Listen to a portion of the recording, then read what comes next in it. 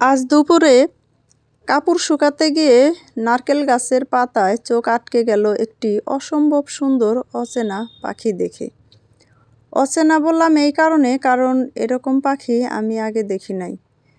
পাখিটি ছিল অসম্ভব সুন্দর।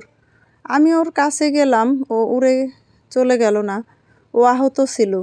ওকে আমি হাতের ওপর তুলে নিলাম। ও আমার হাতে চুপচাপ বসেছিল। পাখিটি কাঁপছিল, সে অনেক ভয় পেয়েছে। পাখিটা দেখতে এতটা সুন্দর, ওর পালকগুলো অসম্ভব সুন্দর ছিল। আমি জানি না কে এই পাখিটিকে আঘাত করেছে। পাখিটি ভালো করে তাকাতেও পারে। পাখিটি ভালোভাবে তাকাতেও পারছিল না। তার একটি চোখ একেবারেই বন্ধ হয়ে গেছিল, আর একটি চোখে মিটিমিটি করে তাকাচ্ছিল। এই পাখিটিকে দেখে আমার মেয়েটা অনেক খুশি হয়েছে। সে দৌড়ে গিয়ে তার জুতা রাখার একটি বক্স এনে দিল এই পাখিটিকে রাখার জন্য।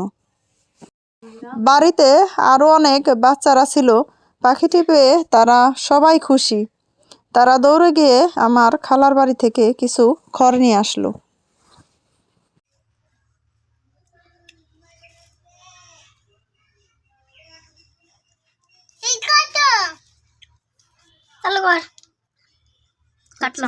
পাখিটি ঠিক করে দাঁড়াতে পারছিল না, কোনো এক কারণে তার পা কাঁপছিল।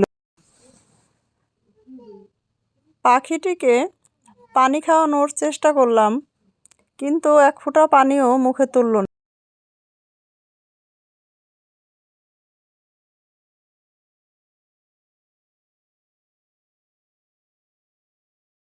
খালাম্মাদের একটি টিয়া পাখি আছে। টিয়া পাখির খাবারের ওখান থেকে কিছু খাবার এনে পাখিটিকে দিলাম। পাখিটি খাবার খেলো না। পাখিটিকে দুটো শস্যদানা নিয়ে হাতে তুলে মুখে পুরে দিলাম। সে তবুও খেতে চায় না, তো একটি কোনো রকম খাইছে।